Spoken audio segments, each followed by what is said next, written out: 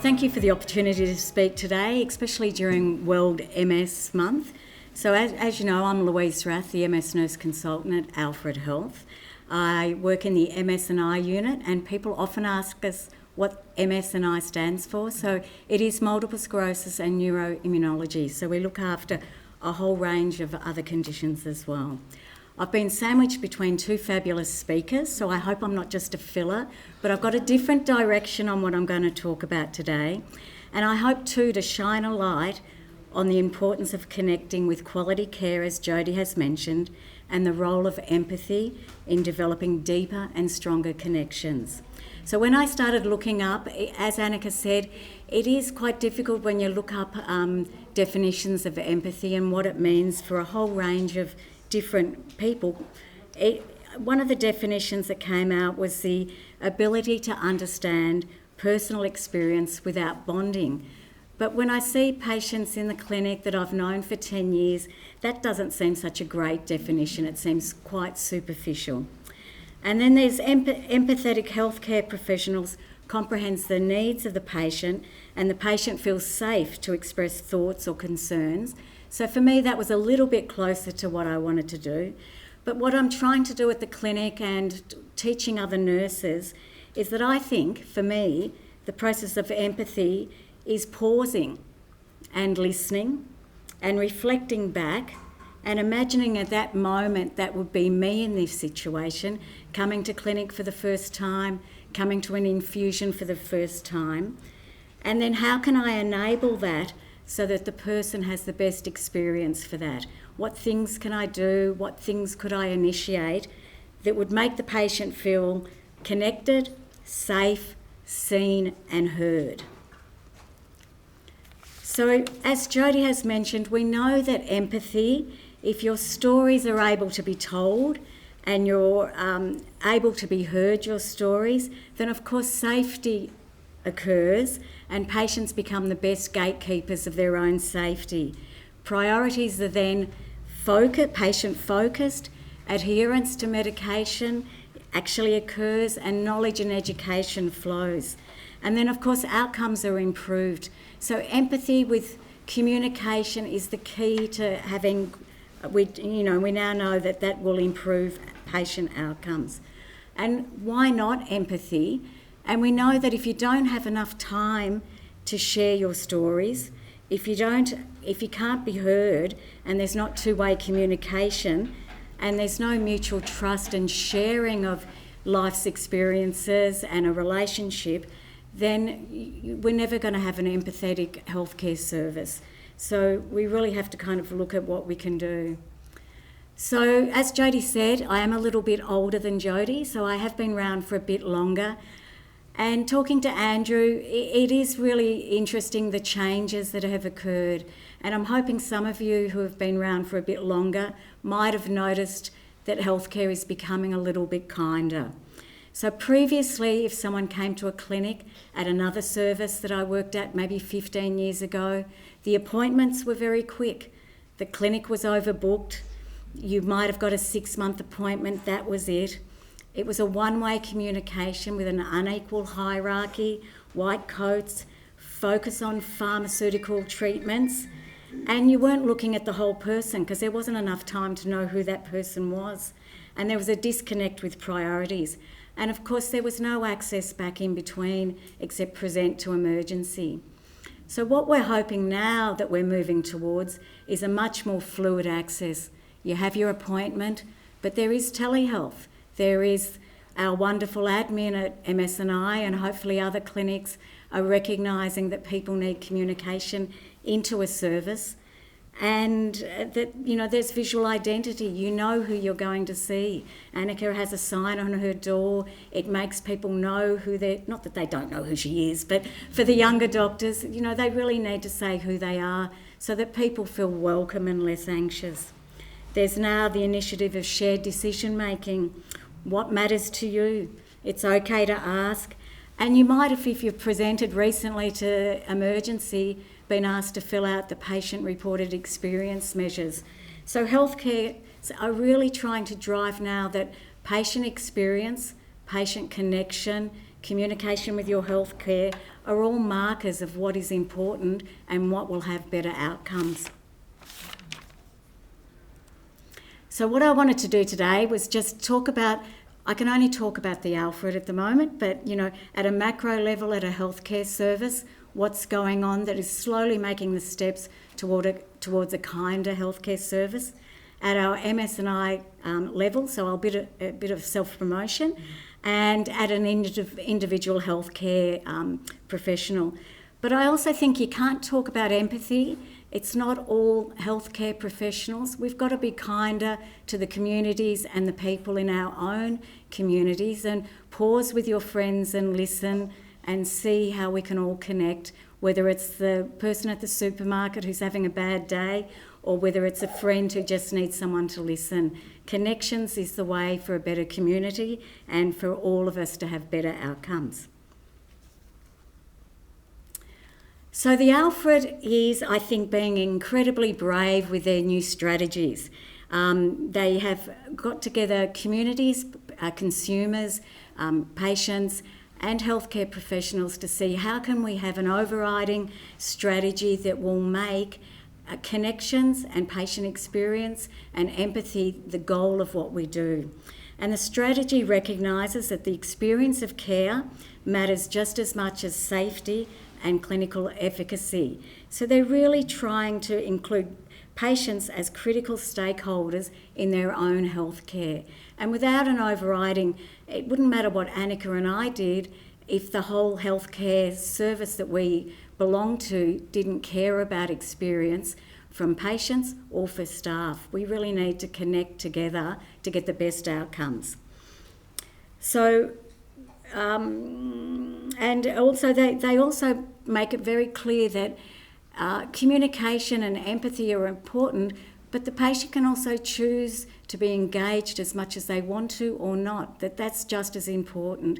So we're not asking you to take on all the burden of your care and direct, but giving you the opportunity for as much as you want to communicate. And also for staff, if you're not listened to by the managers and the people who run the hospital, if they don't give you enough time and response and, more clinics for Anneke to see patients so that the clinics aren't overbooked, then it's very hard for individual services to respond in an empathetic way if the overarching kind of hospital service is not following the same line. So I encourage you to look at your health service and look on the websites and see what initiatives they've got and what you can be involved in at that. So one of the biggest things at the Alfred is that the patients come first policy, so that there are 8 focuses of patient-centred care leading to a more positive experience. And I think one of the biggest things that we bring out in our service is, to be able to tell your story, to have more empathy in your care delivered by healthcare professionals, you need to access care. So how long is it going to take you to have a new referral delivered and be seen by Anneke in clinic or one of the other neurologists? How long till someone calls me back if I've got new symptoms or concerns? Other ways of delivering communication, emails, texts, telehealth, and where the location of your care is. It can't always be at the Alfred, and there's certainly moves to make care, breaking down the walls of care to have more rural health opportunities and to rural health to be linked back to the main health service. So there's connections all over Victoria and interstate. The Alfred also has a patient portal, so we also now want to communicate with you through you owning your own health record.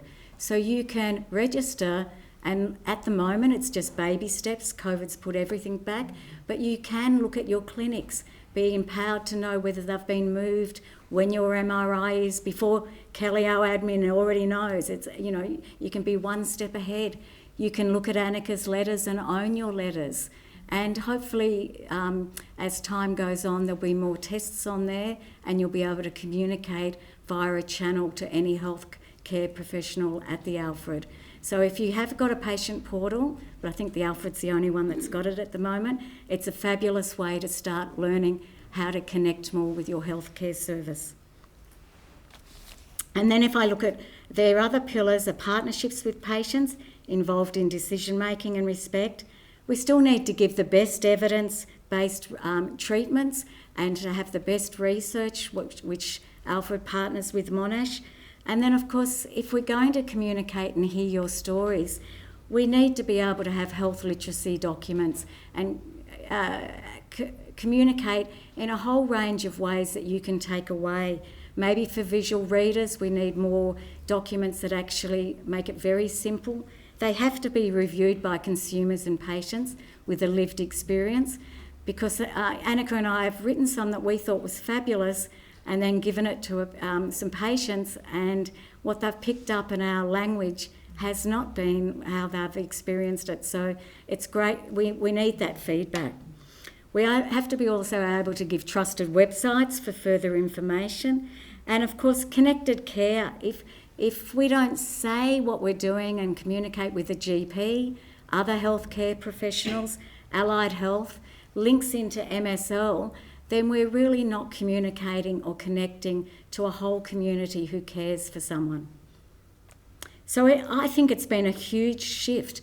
And also one of the huge shifts that's also occurred is, imagine a healthcare service now that is measuring complaints and measuring feedback and surveys, patient-reported experience measures, and doing training in empathy and shared decision-making for healthcare workers. So it's not just about the disease, but how to talk to people. And the courses now are just as valuable for our staff than going somewhere to just have another natalizumab discussion.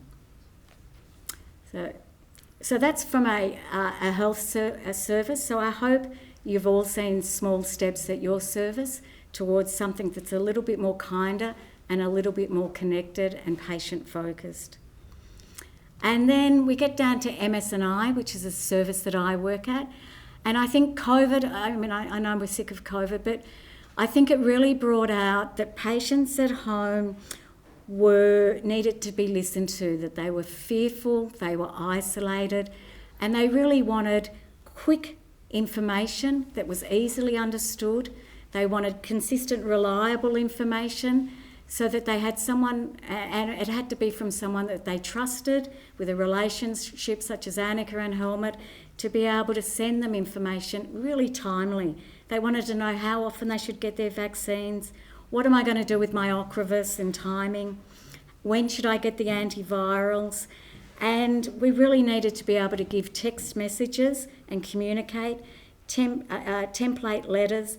But we also wanted to, when we did shorter infusions at the Alfred because of limited healthcare space, people also gave us positive feedback that they were happy to continue those short infusions. So without feedback and communication in research, we can't keep improving the outcomes, and certainly the shorter natalizumab has been fabulous.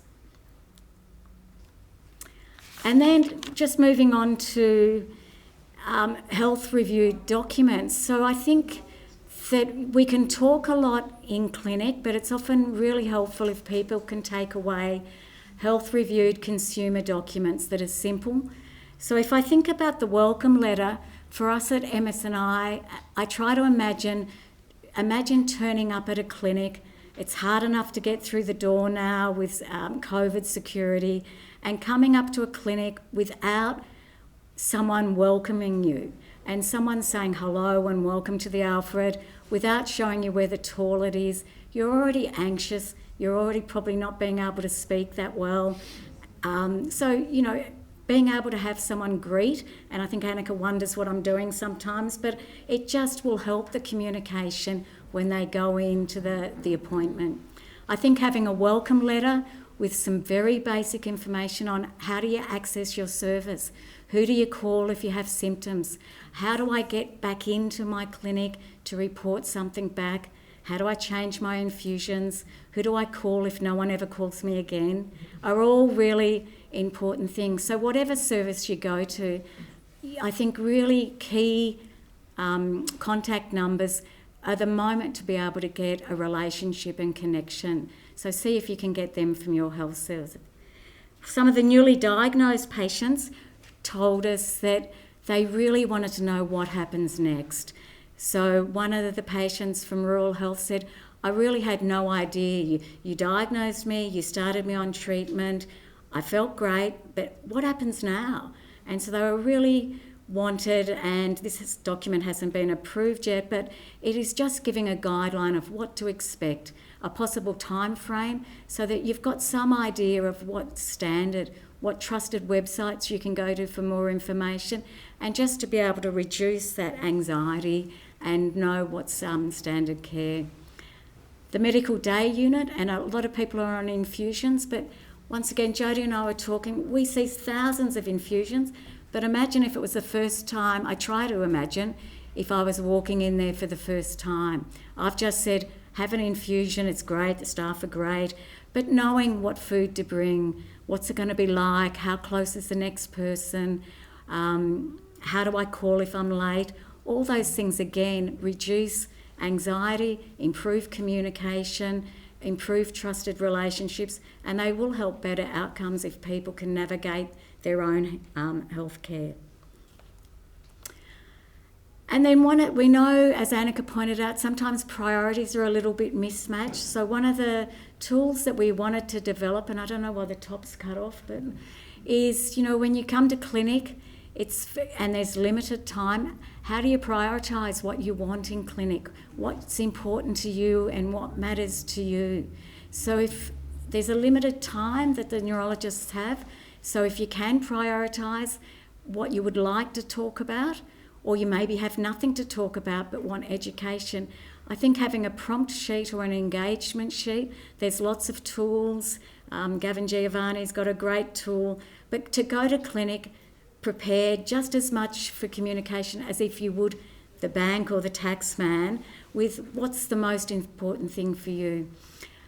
And we've given a list of a lot of things that you might want to talk about, or you might have your own, or they might be something that's quite sensitive that you thought, I never wanted to bring that up.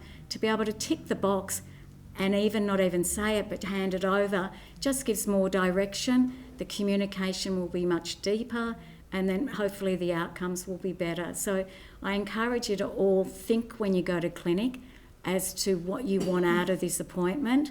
And it can't be 20 things. Start with 1 or 2, and I think that really helps. The other initiative that really gave a lot of feedback was when we start people on infusions, we just thought they would come anytime that we told them to come, which is often not the case. And we never really looked at the whole person. So imagine you're a mother with kids to drop off, you're in a job that you can't get sick leave. So we're looking at the disease, here's a treatment, but we're actually not communicating with you about what really matters to you. So the patient preference infusion was asking people who are coming for infusions, when do you want it? What is the burden for you coming to our service and the time?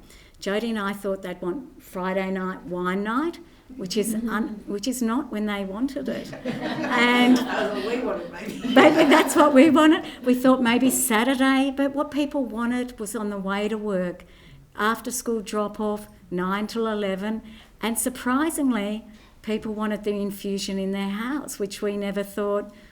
Not at my kitchen, but, so now Hospital in the Home at the Alfred can deliver the infusion for people who want it. So if you don't ask, you never know what is impacting someone with MS or a neurological condition and what burden that we're putting on them by not asking and getting that feedback. And of course, MS&I Clinic, we do have our multidisciplinary team meeting at the end, where it is interesting, different healthcare providers have stories and connections with that one person that they see, and they're often different. So to come together to discuss in a multidisciplinary team is really important, to not just see the condition, to learn off other healthcare providers. And, what they might tell Sally is different to what they tell me, which is what they'll tell Anneke. So communication, again, at a deeper level, a more empathetic healthcare service will get better outcomes. there is no doubt. And you have to communicate to the community, to the GP and other healthcare providers and MSL. And then it gets down to my level. So I think, as an individual healthcare provider, to put just as much emphasis on learning from, I've had the opportunity to go to a motivational interview skill course, and our physiotherapist has. So we, really trying to learn how to get the most out of a conversation, how not for me to just chitty-chat the whole time, to be able to listen back, reflect, pause, and then double check back, is this what you really meant? Is this what was really important to you? And try to get people to focus on what matters to them and encourage them and enable them to ask questions to Anneke that matter the most to them. So a little bit of life coach, a little bit of manipulation, but, just as important. So I think there's a whole range of opportunities now that I see that people with MS and other conditions to share your lived experience. We want feedback at the Alfred. There's feedback forms, there is feedback to our service via email. Whether it's a complaint or a positive, we can't change the service and know how we've impacted you or why you've left the service if you don't give us feedback to improve. So I really encourage everyone to give that feedback. I really would love everyone at MS&I to review our documents when asked, so that it's going to help future patients so that they have a better experience than maybe what you had at the start. Now, newly diagnosed people, really looking at that first 6 months has been fantastic. Peer support groups, not just at MSL, but hopefully we'll have them at the Alfred. And I think one of the nicest things I've done in clinic was ask the poor patient sitting in the waiting room waiting to write on a piece of paper what one thing they wanted. I was about to do a MS talk to some new nurses at rehab at Caulfield. What one thing they would want to share to those nurses if they could go in there. So everyone wrote on a bit of paper, and then I could give it to each of the nurses, and they were really blown away. They had no idea of the hidden symptoms, to have the welcoming smile. So share your stories, because without sharing, we can't be kinder because we don't know. And as Anneke said, the research consumers and, Monash University and the Alfred Health really want people on the baseline of developing consent forms that make sense. Is the follow-up for this research too burdensome? Why is there visits every 2 weeks that take 8 hours? How can we make that better so that more people can participate? Why is the research only at the Alfred and not closer to your home? Why do rural people miss out on research? And so I think for me, I just wanted to give a snapshot that healthcare services are trying to have a kinder. They're recognising patient experience. They know that connections and empathy will have a better outcome, and that's what we're all striving towards. We're not perfect. There are days when I don't want to talk on the phone, but if you don't share your story to me, I can't help navigate a better experience for you.